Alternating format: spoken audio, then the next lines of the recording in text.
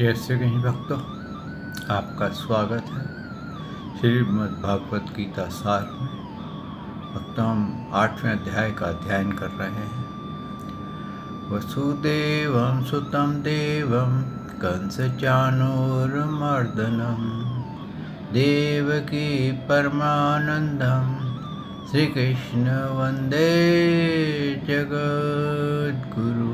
श्रीकृष्ण शरणं गोपाल शरणं श्रीकृष्ण शरणं गोपाल शरणं मेरे बांके बिहारी नंदलाल शरणं मेरे बांके बिहारी नंदलाल शरणं श्रीकृष्ण शरणं गोपाल शरणं श्रीकृष्ण शरणं गोपाल शरणं मेरे बांके बिहारी नंदलाल शरणं मेरे बांके बिहारी नंदलाल शरणं श्रीकृष्ण शरणं गोपाल शरणं श्रीकृष्ण शरणं गोपाल शरणं मेरे बांके बिहारी नंदलाल शरणं मेरे बांके बिहारी नंदलाल शरणं श्रीकृष्ण शरणं गोपाल शरणं श्रीकृष्ण शरणं गोपाल शरणं मेरे बांके बिहारी नंदलाल शरणं मेरे बांके बिहारी नंदलाल शरणं। बोल भगवान श्री कृष्ण की जय, श्री नंद के लाला की जय, श्री देवकी नंदन श्री कृष्ण की जय, श्री द्वारकाधीश भगवान श्री कृष्ण की जय। बोल देवादिदेव पूर्ण ब्रह्म भगवान श्री कृष्ण की सदा ही जय। जय श्री कृष्ण भक्तों, आपका स्वागत है गीता सार में। 8वें अध्याय का हम अध्ययन कर रहे हैं भक्तों। ये दिव्य अध्याय है जिसमें भगवान ने ब्रह्म ज्ञान दिया है। अपने इंट्रोडक्शन को और बढ़ा दिया है, क्योंकि अर्जुन जी का प्रश्न ही यही है। एकदम स्टार्टिंग का प्रश्न ही उनका ये अध्याय ही प्रश्न से स्टार्ट होता है कि ब्रह्म क्या है, अध्यात्म क्या है, कर्म क्या है, आदि भूत नाम से क्या कहा गया है, आदि देव किसे कहते हैं, हे मधुसूदन ये आदि यज्ञ कौन है, और वह इस शरीर में कैसे तथा युगचित वाले पुरुषों द्वारा अंत समय में आप किस प्रकार जानने में आते हैं। ये सारे प्रश्न भक्तों, ये सब मोक्ष के लिए प्रश्न है। ये अगर हमारे को इस सब प्रश्नों का उत्तर आएगा तो हमारे को ये मिल जाएगा कि मैं आत्मा हूँ, मेरा कभी विनाश नहीं होता। जिस कोर को बताया गया है अक्षर ब्रह्म, भगवान क्या है, अक्षर ब्रह्म है। जैसे एटम होता है, एटम का कभी आप नष्ट नहीं कर सकते, ऐसे ही हम उस प्रभु के एटम हैं कि जैसे अंश हैं जो हमारा कभी नाश नहीं हो सकता, हमारे को कभी मारा नहीं जा सकता, हमारे को कभी जलाया नहीं जा सकता, किसी तरीके से भी हमारी आत्मा का अस्तित्व नष्ट नहीं किया जा सकता। और उसको कैसे हम जानेंगे कि हम क्या हैं, ये प्रभु ने उसका उत्तर दिया है। एक एक प्रश्न का बहुत कहते हैं ना, विशाल रूप से एक्सप्लेनेशन के साथ भगवान ने उसका उत्तर दिया है। उन्होंने पहले ही बताया है कि परम अक्षर यानी कि जो कोर है, जो core of the earth atom होता है, वो एटम जो है वो ब्रह्म है, यानी कि भगवान स्वयं ही एटम है। ये पहला चीज़ आप समझ लीजिए, उन्हीं से ही ये सारी सृष्टि की रचना होती है। और आगे उन्होंने बताया है उससे जो हमारे उनकी जो रिफ्लेक्शन है, अर्थात अपना स्वरूप अर्थात जीवात्मा, इसको जानना ही अध्यात्म है। यानी कि सारे वेद, सारे ग्रंथ, हर कुछ कोई यही आपको बताता है कि आप कैसे जानो कि मैं आत्मा हूँ। आप यकीन कैसे करोगे कि मैं आत्मा हूँ? क्यों? कि हमारे ऊपर इतना अविद्या का आवरण चढ़ चुका है कि हम अपने आप को शरीर से अलग मानते ही नहीं हैं। 1 मिनट के लिए हम मान भी लेते हैं ना, उसी दूसरे पल वो हमारी जो स्मृति होती है ना, वो नष्ट हो जाती है। फिर हम शरीर के रूप में अपने आप को देखते हैं, उसी के लिए कर्म करते हैं। तो ये जब तक हमारे को पूर्ण रूप से समझ में नहीं आ जाएगा, ये कब समझ में आता है? जब हमारे को पूर्ण ज्ञान, आत्मज्ञान हमें प्राप्त हो जाए। और जब आत्मज्ञान प्राप्त हो जाता है तो फिर ये जो संसार है ये स्वप्न में लगता है।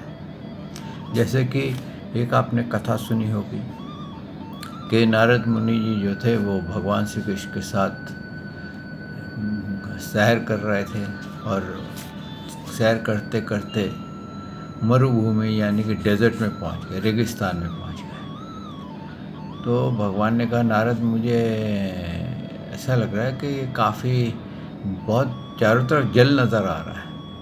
बोले, हाँ प्रभु, जल तो है, तो ये माया, ये ज़्यादा माया है। तो बोले ठीक है, कोई बात नहीं। थोड़े और आगे गए तो नारद मुनि जी ने कहा, प्रभु मेरी इच्छा हो रही है एक बार मैं आपकी माया के भी दर्शन कर लूँ। मैंने कहा कोई बात नहीं, वक्त समय आने पे तेरे को दर्शन करा दूंगा। थोड़ा और आगे गए तो भगवान ने कहा, नारद एक पेड़ है, सूखा है, मैं इसकी साया में बैठता हूँ, तू सामने से मेरे लिए जल लेके आ जा। तो नारद बोला ठीक है, मैं अभी जल लेके आता हूँ। तो अभी वो आगे गया तो क्या देखते, एक नदी बह रही है, बड़ी अच्छी है। वहाँ पर एक छोटा सा मटका भी पड़ा। उसने कहा, वाह, जल ले जाने के लिए भगवान की देखो कृपा कैसी है कि मटका भी मिल गया। पर मेरे को गर्मी बहुत लग रही है, मैं थोड़ा स्नान कर लूँ। तो स्नान करने लगा तो उसने कहा, यहाँ तरफ पानी कम है, थोड़ा आगे पानी में चला जाओ। आगे पानी में गया तो क्या देखता है कि उसके पीछे मगरमच्छ लग गया। वो मगरमच्छ लग गया, भागते वो भागा वहाँ से, पानी के अंदर तैरने लगा। तैरते तैरते एक बहुत बड़े शहर के किनारे पहुँच गया। शहर के किनारे में पहुँचा तो वहाँ से वो ऊपर निकला तो मगरमच्छ ने उसको, जिसको बोलते हैं ना, मुंह में लेते लेते छोड़ दिया। तो वहाँ के जो लोग थे वो कहते हैं हमारा राजा मर गया है, और जिसको ये मगरमच्छ, हमने ये सोच रखा, जिसको भी मगरमच्छ ये लेकर के आएगा हम उसको राजा बनाएंगे। और उन्होंने उसके गले में हार वार डाल दिया। एक बहुत सुंदर राजा की पुत्री थी, वो उसको देख कर के नारद जी मोहित हो गए और उन्होंने उसके साथ विवाह कर लिया। राजपाट चलने लग गया। तो क्या देखते हैं कि एक दिन शत्रु ने हमला कर दिया। नारद जी तलवार वलवार लेकर के लड़ने के लिए निकले, राजा तो थे ही, तो वो तलवार से हार गए। अब राज में से उनको बाहर निकाल दिया। अब ये हो गया कि उनको पानी कोई नहीं दे और बड़ी मुश्किल हो गई उनको, और बड़ा सोचे क्या करूं क्या ना करूं। तो इतने में क्या देखते हैं, कहते हैं उनको बहुत भूख लगी थी। आगे एक लंगर लगा हुआ था, गरीबों को भिखारियों को खाना मिल रहा था। तो नारद जी ने कहा चलो मैं यहाँ से कुछ खा लूँ। वो खाना खाने के लिए बैठे, प्लेट उठाई मट्टी की, उसमें को बोले खाना ख़त्म हो गया। बोले कुछ भी है मेरे को दे दो, मैं बहुत तड़प रहा हूँ। उन्होंने जो खुरचन होती वो जो बर्तन के नीचे बच जाती है, वो खुर्च करके नारद जी की प्लेट में रख दिया। अब नारद जी वहाँ से आगे चले। जैसे ही बाहर बैठ कर के खाने लगे तो ऊपर एक चील उड़ रही थी, उसने झपट्टा मारा और नारद जी की जो प्लेट थी वो उड़ करके गटर में गिर गई, और सारा जो खाना थोड़ा मिला था वो भी नष्ट हो गया। और नारद जी रोज रोज से चिल्लाने लगे, हे कृष्ण बचाओ, हे कृष्ण बचाओ। ऐसे कहते कहते वो जल में से ऊपर उठे तो क्या देखते सामने पर भगवान बैठे हुए और वो लोटा जो पानी लेने के लिए गए थे वो भी वहीं पड़ा है। तो उन्होंने पानी का लोटा उठाया और भगवान के पास पहुँचे। भगवान ने कहा क्या हुआ, तू तो कह मैं यूँ गया और यूँ आया। कहता बस महाराज आपने मेरे को पूरा संसार दिखा दिया। अब तो हमारे साथ भी यही होता है, हम भगवान के एक डुबकी लगा नहीं बैठे हैं तो पूरा हमारा परिवार ये वो इतना कुछ बन गया। जैसे स्वप्न में आप देखें कि स्वप्न वर्ल्ड, ड्रीम वर्ल्ड में हमारे सारा कुछ हम देखते हैं, हम भी होते हैं और भी ऐसे ऐसे वस्तु अंदर हो जाती हैं, तो सब प्रोजेक्शन ऑफ माइंड होती है। तो ये जब तक इसको हम पूरी तरह से जान ना जाएं तब तक हम अपने आप को मानव माने बैठेंगे, जो शरीर है वो माने बैठेंगे, जीव आत्मा मानेंगे, लेकिन जीव आत्मा में भी हकीकत नहीं मानते हैं। क्यों? जब जीव आत्मा में अविद्या लगती तो वो जीव आत्मा हो जाता है। लेकिन हम क्या हैं? हम तो ब्रह्म हैं, भगवान के अंश हैं और हम प्रभु के चरणों में ही वास करते हैं। लेकिन हम इस चीज़ को भूल चुके हैं। हम कभी किसी मज़ार को पूजने लग जाते हैं, कभी हम देवी देवताओं के चक्कर में पड़ जाते हैं, कभी भूत प्रेतों के चक्कर में पड़ जाते हैं, कभी पितरों के पीछे पड़ जाते हैं। तो हम ऐसे कहते हैं ना, एक सृष्टि से दूसरी सृष्टि में चलते ही चले जाते हैं। हम कभी ये नहीं सोचते कि उस परमात्मा को पूजें जिससे कि हमारा सृष्टि से हमारे को ये जो माया जाल जिसमें हम फंसे हुए हैं इससे हम बाहर निकल जाएं। क्यों? कि भगवान ने आगे भी यही कहा, ये जितने भी धर्म हैं, ये जितने भी धर्म हैं अध्यात्म को जानने के लिए हैं। और उस आगे क्या बोला है, भूतों को भावों को उत्पन्न करने वाला जो त्याग है वही कर्म नाम से कहा गया है। कर्म क्या है? कि कोई कार्य आप करते हैं या कोई त्याग करते हैं किसी इच्छा के लिए या कोई इसके लिए, शरीर के लिए, किसी और किसी भलाई के लिए, तो आपका कर्म हो जाता है। आप कुछ पाने की इच्छा करते हैं वो भी कर्म हो जाता है। आप भक्ति करते हैं और उसमें आपकी इच्छा होती है मुझे मोक्ष मिले, वो भी कर्म है। आपकी इच्छा होती है कि मुझे अच्छा घर मिले, मेरे सारे कार्य हो, ये भी एक प्रकार से कर्म ही है। सारे कर्म हम कर रहे हैं। तो उस कर्मों से हम कब मुक्त होते हैं? जब हम निष्काम कर्म करने लग जाते हैं, जब हमारे अंदर कोई इच्छा नहीं होती। मोक्ष मिलेगा या नहीं मिलेगा प्रभु जाने, मैं तो प्रभु की सेवा कर रहा हूँ। जो कर्म है वो आप भक्ति के रूप में ले दो। फिर उन्होंने कहा है भगवान ने कि उत्पत्ति विनाश धर्म वाले सब पदार्थ आदिभूत हैं। यानी कि जो चीज़ पैदा होती है, बढ़ती और समाप्त हो जाती है वो आदिभूत है। यानी कि ये सारे पदार्थ नष्ट होते हैं। जैसे आप अपना ही शरीर ले लीजिए, एक समय था आप माँ के गर्भ में थे, आपकी क्या साइज़ थी, आप गूगल करके देखिए कि पहले आप एक बुलबुले के साइज़ के थे, फिर एक गांठ के साइज़ के हुए, फिर आपके कहते हैं ना हाथ पैर और सिर निकल आया। पहले सिर निकलता है, फिर हाथ पैर आते हैं, फिर चिन्ह आ जाते हैं स्त्री और पुरुष के, और फिर उसके बाद वो शरीर बढ़ने लगता है, मांसपेशियाँ आ जाती हैं और हल्के हल्के फिर उसको बुद्धि आती है। और जब बुद्धि आती है तो उसको पता चलता है कि मैं इस गड्ढे में क्यों गिरा हूँ। उस समय तो उसको बड़ी याद रहती है, भगवान की बड़ी प्रार्थना करता है। तभी कहा है ना, सुसूक्ष्म नाड़ी से भगवान से हर वक्त यही कहता है, प्रभु एक बार गड्ढे से बाहर निकाल दो, मैं आपकी परम भक्ति करके जीवन मृत्यु के सृष्टि चक्र से सदा सदा के लिए मुक्त हो जाऊँगा। आपकी भक्ति करूँ और इसी से ही मैं मुक्त हो जाऊँगा। लेकिन जब गड्ढे से बाहर आता है और फिर हल्के हल्के वो भगवान के साथ जो उसने वादे किए होते हैं वो सब भूल जाता है और सांसारिक खेलों में लग जाता है। पहले माँ बाप के उसमें बुलबुलैया में लगता है, फिर इंद्रियाँ हल्के हल्के बढ़ने लग जाती हैं, पढ़ाई स्कूल की पढ़ाई होती है, फिर कॉलेज की पढ़ाई होती है, फिर उसके बाद नौकरी पेशे का काम होता है, फिर बच्चे शादी होती है, बच्चों का पालन पोषण होता है, फिर बुढ़ापा आता है और वो सब समाप्त हो जाता है। तो आप देखिए शरीर ने कितनी पलटी की, कहाँ आपका शरीर था और कहाँ से कहाँ पहुँच गया। हैं कि किस साइज़ का था और किस साइज़ का हो गया। आपके अगर बचपन की छोटी फ़ोटो अगर आप देखेंगे तो अब आपके फ़ोटो देखेंगे तो हो सकता है कि आपको ये लगे कि ये तो मेरी फ़ोटो भी नहीं। आप भले आपके अंदर यकीन है कि ये मैं ही हूँ, क्योंकि आप वो जो आत्मा है वो नहीं चेंज हुई, लेकिन आपकी आत्मा के ऊपर जो शरीर रचा गया है उसके अंदर कितनी चेंजेस आ गई। तो इस तरह से उन्होंने ये कहा है कि ये जितने भी विनाश वाले धर्म हैं ये सब आदिभूत कहलाते हैं।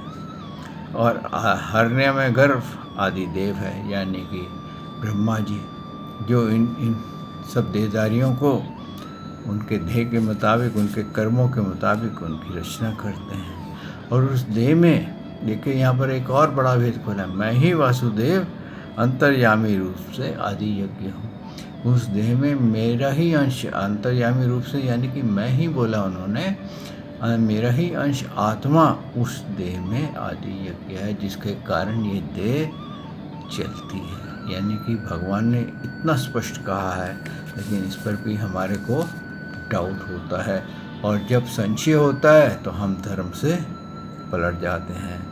आगे उन्होंने भगवान ने ये कहा है कि अगर जो मृत्यु के समय मेरा सिमरन करते हुए अपना शरीर त्यागता है, वो निश्चय ही वो आत्मा जो है मेरा ही अंश मुझे ही प्राप्त होता है। यानी कि वो फिर आगे वो उसका जो लिंग देह है वो आगे दूसरे स्थूल देह धारण नहीं करता, फिर वो वापस प्रभु के चरणों में आ जाता है।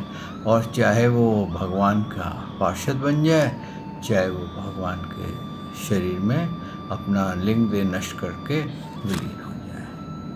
आगे उन्होंने क्या कहा है कि हे कुंती पुत्र, अंतकाल में जिस जिस भी भाव को स्मरण करता हुआ शरीर त्याग करता है उसी को प्राप्त होता है, क्योंकि वह सदा उसी भाव से भावित रहता है। क्या है कि जब इंसान मरता है वो जिस चीज़ का चिंतन कर रहा होता है उसी को ही वो प्राप्त हो जाता है। तभी वो कहते हैं ना कि मरते समय अगर तुम्हारे को भगवान का चिंतन रहा तो तुम भगवान को प्राप्त होगे। मरते समय तुम्हारे को अपने कुत्ता अगर आपने पाला हुआ है या बिल्ली पाली हुई है या कोई जानवर पाला हुआ उसका सिमरन रहा तो आप उसी को ही प्राप्त होगे। जैसे कि भागवत जी में भरत जी की कथा आती है कि उनको हिरण में मोह हो गया था, और इतना मोह हो गया था जब उन्होंने प्राण त्यागे तो हिरण के मोह में ही प्राण त्याग दिए, तो उनका अगला जन्म हिरण का हो गया।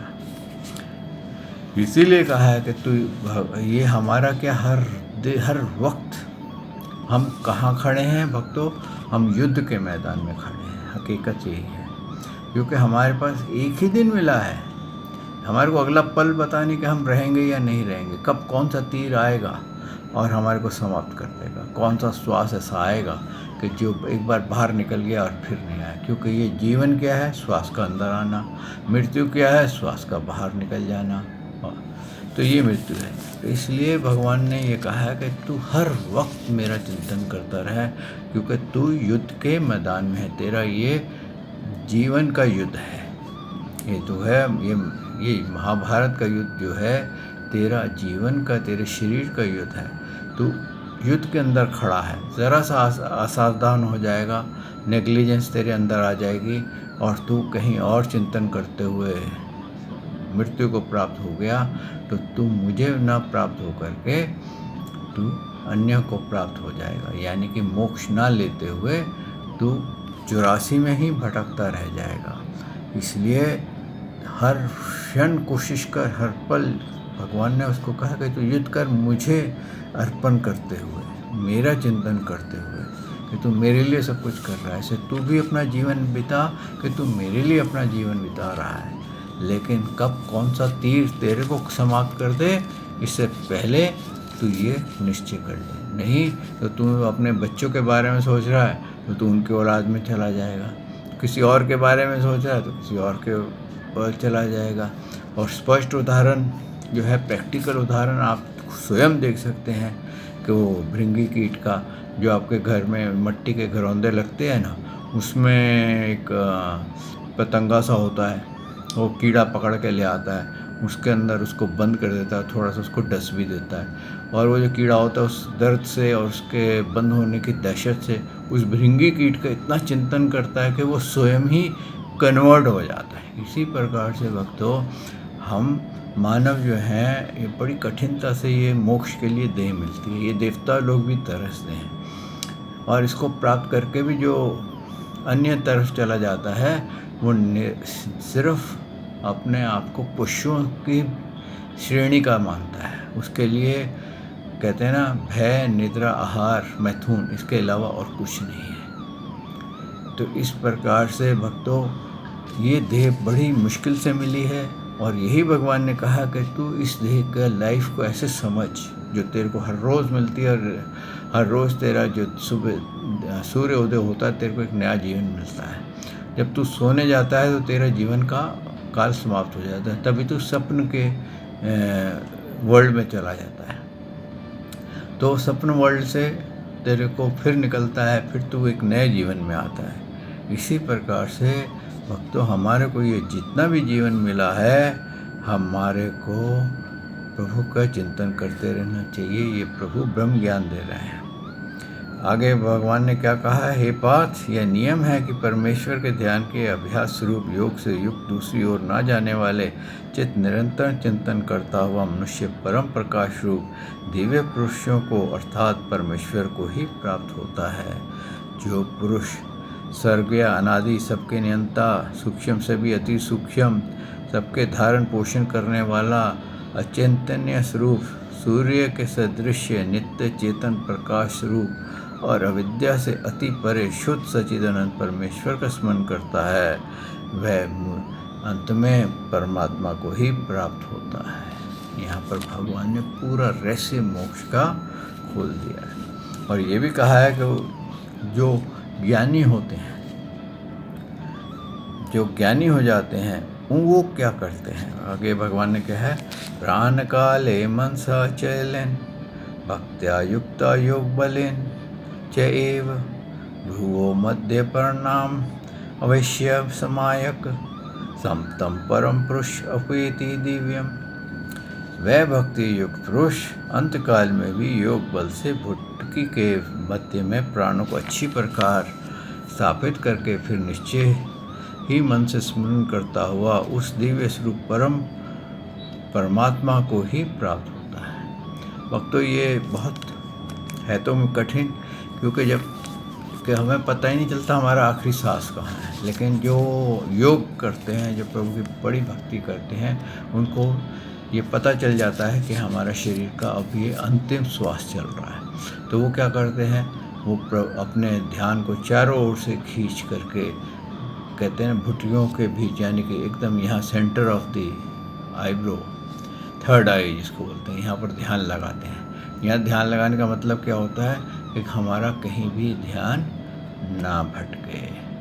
हम एक केंद्रित ध्यान में वहाँ पर पॉइंट को देखेंगे और उस पॉइंट में भगवान का चिंतन करेंगे तो हमारा जो मन है वो भटकना कम हो जाएगा।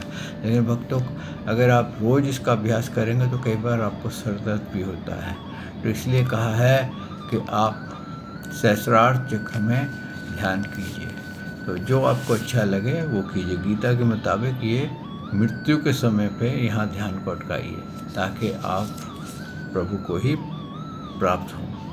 आगे यही भगवान ने आगे भी कहा है, वेद के जानने वाले विद्वान जिस सच्चिदानंदन परम पद को विनाशी कहते हैं, असत्य रहित यतनशील सन्यासी महात्मा जन जिसमें प्रवेश करते हैं और जिस परम पद को चाहने वाले ब्रह्मचारी लोग ब्रह्मचारी का चरण करते हैं, उस परम पद को मैं तेरे लिए संक्षेप में कहूँगा। अब भगवान ने ये बताया है कि ये जितने भी हम नियम धारण करते हैं जीवन में, और किस लिए करते हैं, क्योंकि वो सब के सब जो सर मुड़ा करके हिमालय भागते हैं, जो वेदों का पढ़ाई करते हैं, जो ब्रह्मचर्य व्रत रखते हैं, अनेकों व्रत रखते हैं, अनेकों तरीके रखते हैं, वो सब के सब किस लिए चाहते हैं कि वो किसी प्रभु को परम पद को प्राप्त कर लें। तो यही भगवान ने आगे फिर बताया है कि ये परम पद को कैसे प्राप्त किया जा सकता है। यही बताया भगवान ने कि सब इंद्रियों के द्वार को रोक कर तथा मन को हृदय में स्थिर करके फिर उसे जीतकर मन के द्वारा प्राण को मस्तक में स्थापित करके परमात्मा संबंधी योग धारणा स्थित होकर के जो पुरुष ओम इस एक अक्षर ब्रह्म का उच्चारण करता हुआ और उसके अर्थ स्वरूप मुझ निर्गुण ब्रह्म का चिंतन करता हुआ शरीर को त्याग कर जाता है, वह पुरुष परम गति को प्राप्त होता है।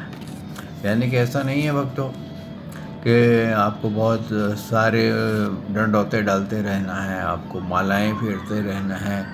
अगर आप अपने मन इंद्रियों को कंट्रोल कर लें और अपने ध्यान को अगर आप कंट्रोल कर लें तो अंत समय में आपको कोई भी नाम नहीं ले सकते। कहते हैं जैसे पूर्ण श्री के शरणम कहने में लंबा रह गया आपको, तो आप ओम कर दीजिए, ओम कर दीजिए। इसका क्या मतलब है?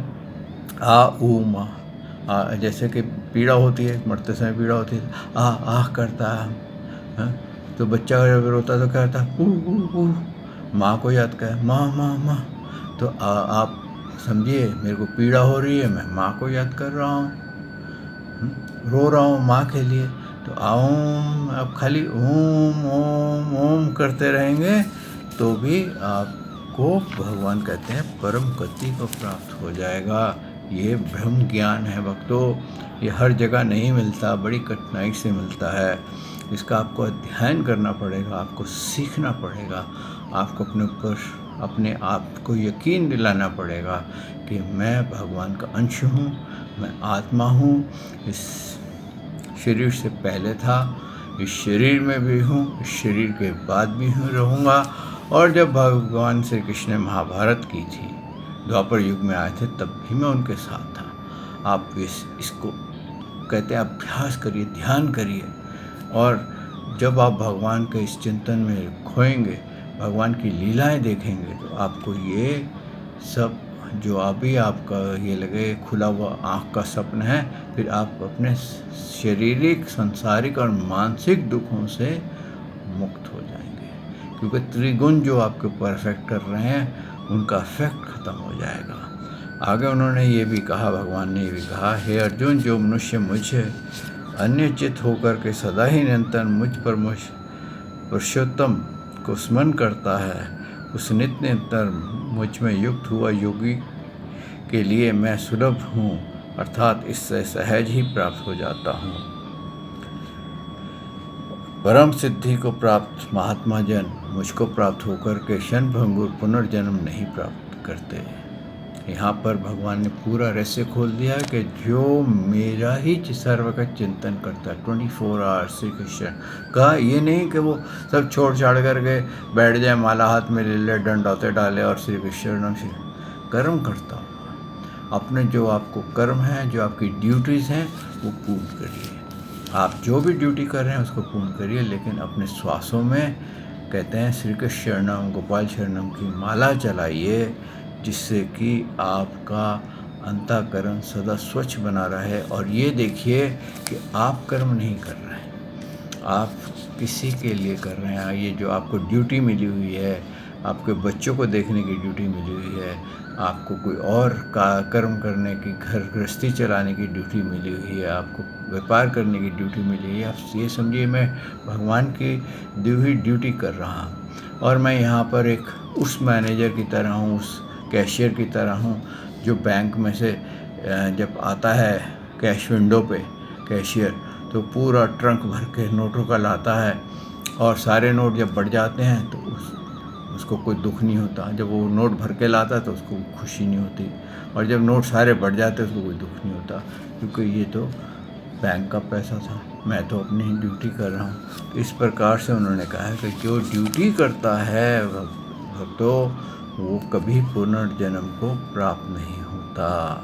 अंत में आगे भगवान ने कहा है, हे अर्जुन, ब्रह्मलोक पर्यंत सब लोग पुनर्वती हैं, परंतु हे कुंती पुत्र, मुझको प्राप्त होकर पुनर्जन्म नहीं होता। यहाँ सबसे बड़ा भक्तों रहस्य खोला है, इसके ऊपर हम कल विश्लेषण करेंगे कि ब्रह्मलोक से लेकर के, ब्रह्मा के लोक से लेकर के, वैकुंठ से लेकर के, जितने भी लोकों के आप नाम लेंगे वो सारे के सारे नष्ट होते हैं, यानी कि वो आदि भूत में आते हैं और फिर रचे जाते हैं। सब की ही अवधि है, लेकिन भगवान ने कहा है कि मैं ही अकेला हूँ, जो मेरे लोक पहुँच जाता है उसका कभी अंत नहीं होता और उसका कभी पुनर्जन्म नहीं होता। वो जीवन मृत्यु से पार हो जाता है।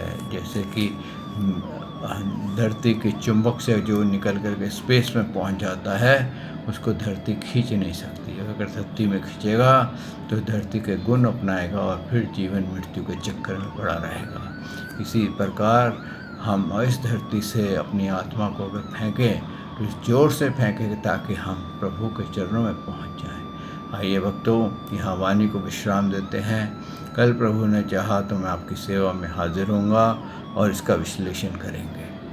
श्री कृष्ण शरणम गोपाल शरणम, श्री कृष्ण शरणम गोपाल शरणम, मेरे बाके बिहारी नंदलाल शरणम, मेरे बाके बिहारी नंदलाल शरणम, श्री कृष्ण शरणम गोपाल शरणम, श्री कृष्ण शरणम गोपाल शरणम, मेरे बाके बिहारी नंदलाल शरणम, मेरे बाके बिहारी नंदलाल शरणम। बोल भगवान श्री कृष्ण की जय, श्री नंद के लाला की जय, हे देवकी नंदन श्री कृष्ण की जय, हे द्वारकाधीश भगवान श्री कृष्ण की जय। बोल देवादिदेव पूर्ण ब्रह्म भगवान श्री कृष्ण की सदा ही जय। जय श्री कृष्ण भक्तों।